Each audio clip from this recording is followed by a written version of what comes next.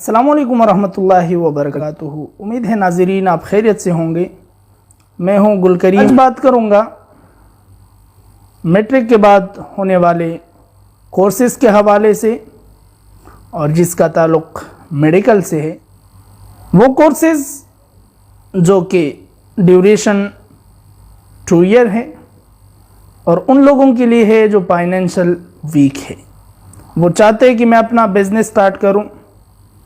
वक्त ज़ाय किए हुए बग़ैर चलते हैं। सबसे पहले हमारे पास है बी फार्मेसी, जिसको कई नाम से लोग जानते हैं। डिप्लोमा फार्मेसी भी इनको कहा जाता है और कैटेगरी बी फार्मेसी भी कहा जाता है। दोस्तों, बात करेंगे कि बी फार्मेसी करने के बाद आप क्या कुछ कर सकते हैं, आप किस एरियाज़ में काम कर सकते हैं। तो सबसे पहले बी फार्मेसी जो है दोस्तों, इसका एलिजिबिलिटी क्राइटेरिया क्या है और इसमें कौन कौन से सब्जेक्ट पढ़ाए जाते हैं, मेरिट क्या है, बेसिक सैलरी क्या है और कहाँ कहाँ किस एरियाज़ में। Students, eligibility criteria of B pharmacy, अगर आपने मैट्रिक की है और मैट्रिक आपने साइंस से की है, जिसमें आप फिज़िक्स, बायो और केमिस्ट्री के सब्जेक्ट आपने पढ़े हैं, तो आप इसके लिए एलिजिबल हो। मिनिमम मार्क्स इसके लिए 50% होने चाहिए। और स्टूडेंट्स, अगर ड्यूरेशन की बात की जाए तो ये 2 साल का डिप्लोमा है। इसका ड्यूरेशन 2 ईयर्स है। और स्टूडेंट्स, इसका जो पेपर का तरीक़ाकार है, एनुअल होता है और एक इसमें पार्ट 1 और पार्ट 2 पासिंग मार्क्स 50% है। और स्टूडेंट्स, अगर नेचर ऑफ पेपर की बात करें तो इसमें थ्योरी भी है और थ्योरी के बाद स्टूडेंट से एक बात याद रखिए कि थ्योरी में और प्रैक्टिकल में आपको 50-50 मार्क्स लेना लाजमी। इसके जो पेपर है वो कौन कंडक्ट कर रहे हैं?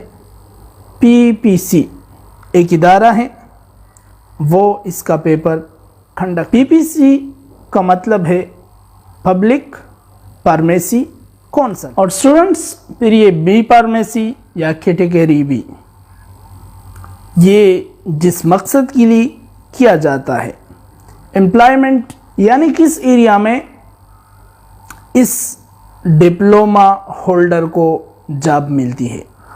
और स्टूडेंट्स, अगर इसकी जो एम्प्लॉयमेंट एरिया की हम बात करें तो बहुत लेंथी है, बहुत वाइड है।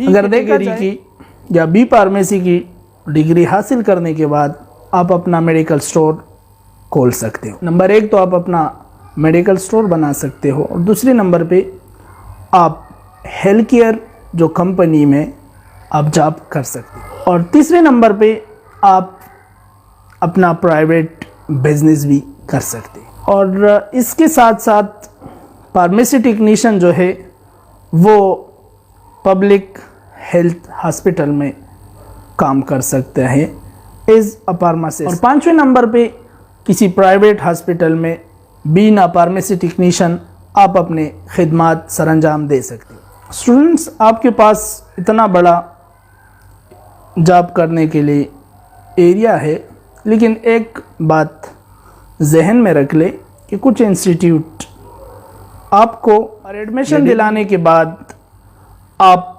सिर्फ पेपर के लिए जाते हैं, तो इसमें नुकसान आपका होगा। वो क्यों? अगर आप प्रॉपर तरीके से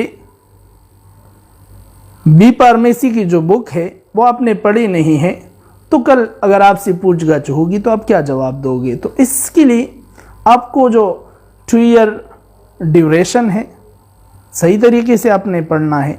इसमें जो एनाटॉमी फिजियोलॉजी है और इसमें मेडिसिन कैसे बन रहे, क्या क्या फार्मूलाज है, ये पूरा टोटल डिटेल इसमें है और आपने इसके ऊपर फोकस देनी है ताकि आने वाले वक्त में आपको कोई मुश्किलात का सामना ना हो। और हाँ, अगर सैलरी की बात की जाए तो स्टार्टिंग सैलरी बी फार्मासिस्ट का वो 15,000 से 30,000 तक है और टाइम ड्यूरेशन मुख्तलिफ़ जगहों में मुख्तलिफ है, लेकिन अक्सर जगहों में 6 से 8 घंटे जॉब ड्यूरेशन। इसी वीडियो में इतना ही और इंशाअल्लाह नेक्स्ट वीडियो में फार्मेसी के हवाले से मज़ीद भी बात करेंगे और साथ साथ दूसरे जो हमारे पास कोर्सेज़ है उसके ऊपर भी इंशाअल्लाह डिटेल से बात करेंगे। तो लास्ट में आपने जो भी पढ़ना है अच्छी तरीके से आप पढ़े ताकि आपका वक्त का ज़िया भी ना हो और साथ ही साथ आपके पास इतना नॉलेज हो कि हर चीज़ आप सही तरीके से मैनेज कर सके। तो इन्हीं बातों पे अपने दोस्त कुल करीम को दे दीजिए इजाज़त। अल्लाह ने कहबान।